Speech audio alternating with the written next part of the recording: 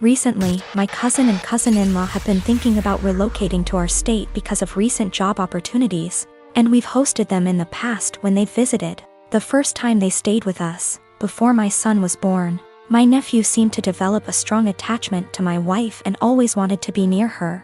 He drew a picture of a heart and picked some flowers from our yard and gave them to her before they left, saying he loved her.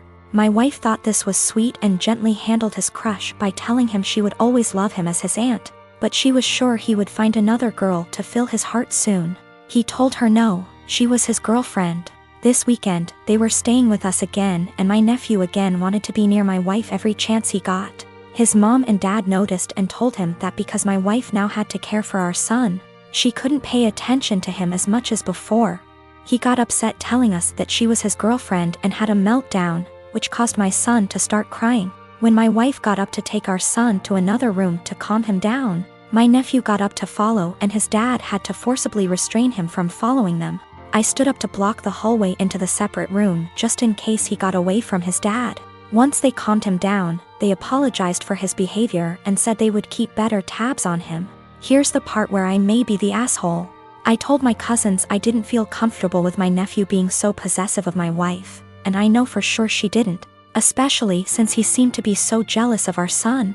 I told them I couldn't allow their son in our home until he learned to control himself and understand that my wife was not his girlfriend. I apologized but asked them to get a hotel room for the rest of their stay and not to visit us again unless they left my nephew behind with people they could trust and knew would care for him, while they searched for jobs in our state. They didn't say anything but looked saddened and went to the guest room with their son to pack up their bags. I guess they must have told my extended family what happened because my paternal grandmother called me this afternoon, telling me that I should have been more understanding and that I was wrong to ask them to leave. Am I the asshole? Technically, my cousin is my second cousin. My dad is an only child, so the cousin I refer to in my post is the son of my own dad's first cousin. My paternal grandmother and his paternal grandfather were siblings. I'm not sure if this is correct, but his autistic son would technically be my third cousin.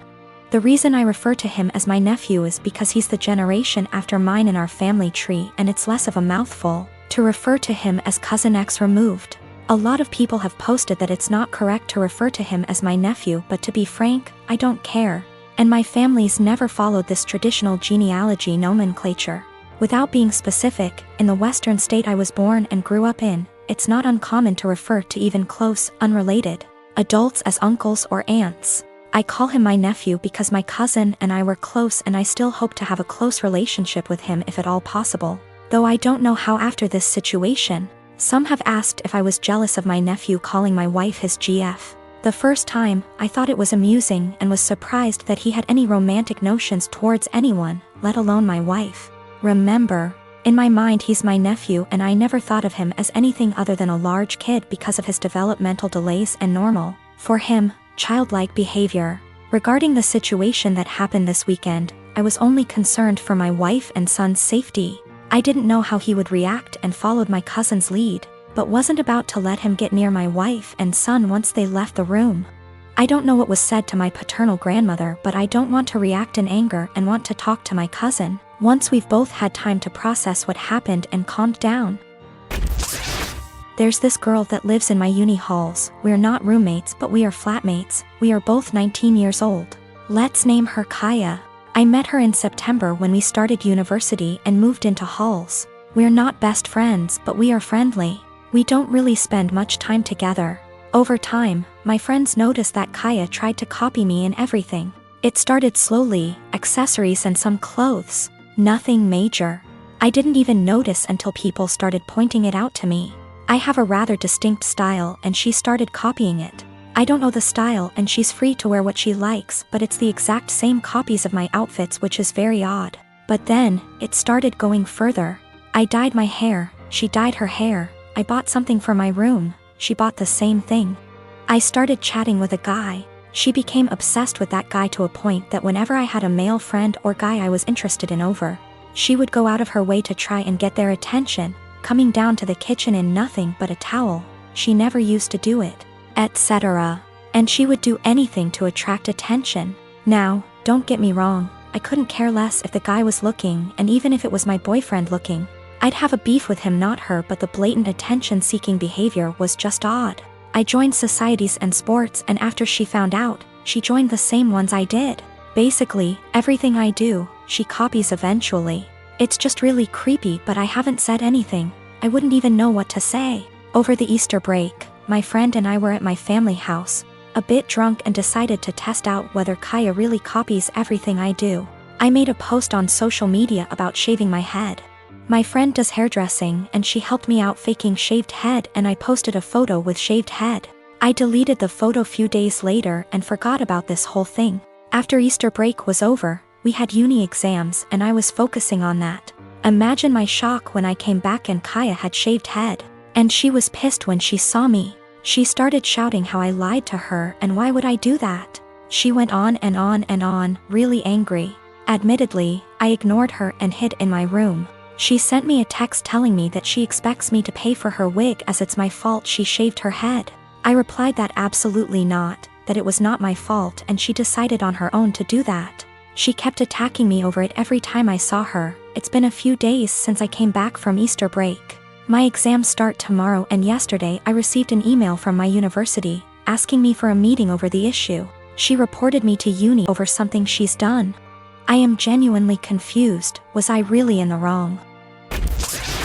I have a daughter, Sadie, with my ex-husband John. We got divorced 5 years ago and I have primary custody while he sees her 2 weekends a month. Last year, he got married to Amanda, who has sole custody of her kids from a previous marriage. Amanda is a SOM, not for any health reasons or so on, she just doesn't want to work, while John works at a 9 to 5. He makes good money to support them, but not enough to live in luxury. I have a much higher paying job. Since it's just me and Sadie, I make sure she has the best possible life. She goes to a private school, set her up a college fund, and she has much better things than most kids: phone, clothes, etc. I still manage to raise her to be humble and not take things for granted, and she's one of the hardest working people I know, always making sure to get good grades and keep her room tidy. Well, the last few times she came back after a weekend at John's, I noticed that the clothes she was bringing back in her duffel are A, not her size, and B, much cheaper and poorer quality than what I usually buy for her. I asked her why that is, and she told me that while she's at her dad's, Amanda takes away her nice clothes and gives them to her kids while Sadie gets the clothes they buy from Target. I asked her if she wanted them back, but she said she didn't mind sharing since all her favorite clothes were kept here. The problem came when I went to pick her up last weekend. I had a business meeting and couldn't drive her over, so Amanda offered to just pick Sadie up from school, which hadn't happened before. When I got there on Sunday, John and Amanda asked me to sit down with them, and when Sadie came to hug me, Amanda sent her to her room quite harshly, saying her punishment wasn't over yet. I was confused because Sadie very rarely misbehaves. They sat me down in the kitchen and said that it was unfair for Sadie to be going to a private school while her kids go to a public one. So they decided that Sadie would be pulled out of private school and put in the same school as the girls. They also said I should keep up Sadie's punishment because when they told her, she blew up at them, told them it wasn't fair, and yelled that Amanda and her kids weren't even her real family, that all they did was steal. I told them in no uncertain terms to off. I would not be pulling my child out of a school she likes, away from her friends, because they can't afford it. I told them they could easily make as much money as me if Amanda started working in her field because she has the qualifications, and the job market is very good. I told them their money problems are not my issue, and if Sadie's items get stolen again or they try to pull her out of school, I'll be taking this to court. They've been blowing up my phone ever since, calling me a selfish. And after telling the story to a friend, he told me I was rubbing my success in their face. But I still don't feel like I did anything wrong. I got temporary guardianship while waiting for a court hearing. We're going to try to get full custody and have John get 1 day a week of visitation, supervised for at least the first few months, and no contact with Amanda or her kids. This way, he still sees Sadie just as much and they can try to repair their relationship, but she doesn't have to go back there. All contact between us is made through emails, which are CC'd by my lawyer, and I've asked for Sadie's things back. I've talked to Sadie and we've decided that she's going to try therapy for a little while to help deal with everything that's happened. We've had the hearing and our custody arrangements been modified. Any and all decisions relating to Sadie are made by me, and me alone. John has supervised visitation once a week, and Sadie will continue in therapy to deal with all the issues Amanda and company have caused her. They tried to push for 50-50 custody split on grounds of alienation, so me trying to put Sadie against her father, but we made it clear from the start that we wanted to keep Amanda and her children away, and wanted supervision only because we don't feel safe leaving him alone as of yet, but that we were open to modifications. Thanks to that, the proof of stealing, and Sadie's therapist's testimony, their claim was thrown out pretty quickly. Amanda's pissed, and has tried to contact me and Sadie, but I made it clear to her that if she keeps harassing me or my daughter, I'll have to make this known to the authorities. Sadie and I have blocked her everywhere, and any communication between John and us is made through text messages or emails only. I and my fiancé have been together since our sophomore year of college, so around 5 years now. My mom had an affair with a coworker when I was 16, leading to my parents' divorce. She has been single ever since, going on dates but no serious relationships. I have a good relationship with my dad and his new wife. Sadly, my fiancé's mom passed 2 years ago due to cancer and his dad has been single since. My fiancé proposed last year but our wedding was delayed due to COVID.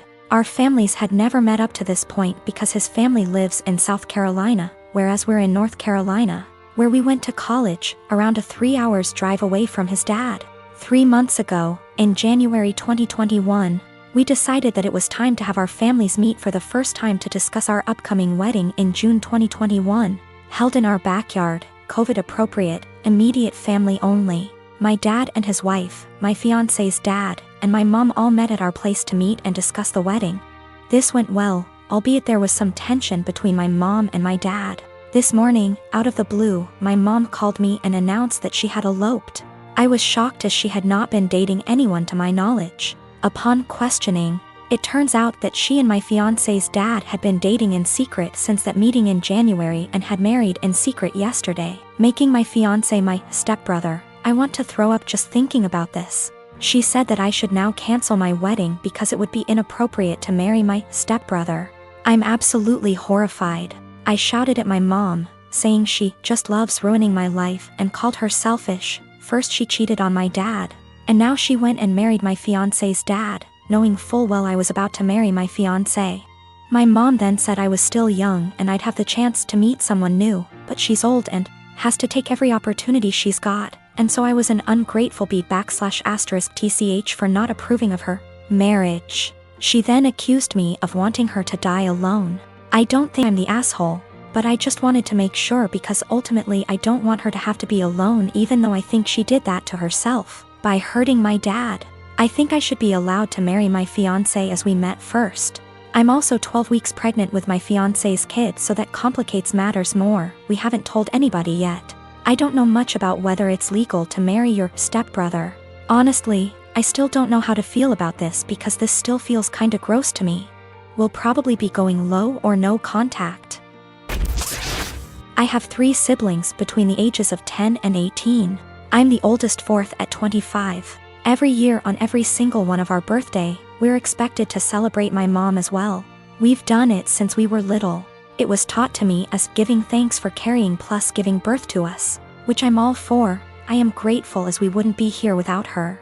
The issue is though, it becomes less of our birthday and more so an anniversary for the day our mom gave birth. Every year on our birthday our mom gets gifts too. As we got older, we're now expected to get her monetary gifts, and not cards, or homemade stuff. Just recently was my birthday and I was gifted some much needed clothes and dishware for my new apartment. My dad however got my mom a new MacBook. My siblings all got her gifts too. My youngest brother isn't expected to give much, but my 16-year-old sister and 18-year-old second brother work, so they're expected to give gifts too. My sister pulled me aside before my birthday and said she was sorry she couldn't get me much. She got me a sweater, I love it, and that she wanted to get me more, but our mom was pressuring her to get a certain necklace for our mom. Apparently my mom had been dropping hints for months and my sister was worried our mom would be upset and feel underappreciated if she didn't get it. I asked how much it was, and my sister said it was $300. I honestly lost it on our mom and chewed into her later that afternoon when my mom opened her gifts after me. I think she's ridiculous for even wanting my sister to spend so much on a gift. Mom started crying and my dad kicked me out. Mom won't answer calls, but my aunt, mom's sister, called and said I was a POS for not respecting my mother and that I'm a selfish, narcissist child for being jealous of the gifts mom got. I thought I was in the right, but now I don't know. It's been over 2 weeks and mom won't answer my calls. She's been posting on Facebook inspiration quotes about letting go of the toxicity in your life, how blood doesn't equal family, and how hard it is to be a mother. Several family members, aunt, grandma, uncle, and 2 of my cousins, are replying to the posts and are very obviously directing vague comments at me about being a horrible daughter. What to think now because of how many people are on her side.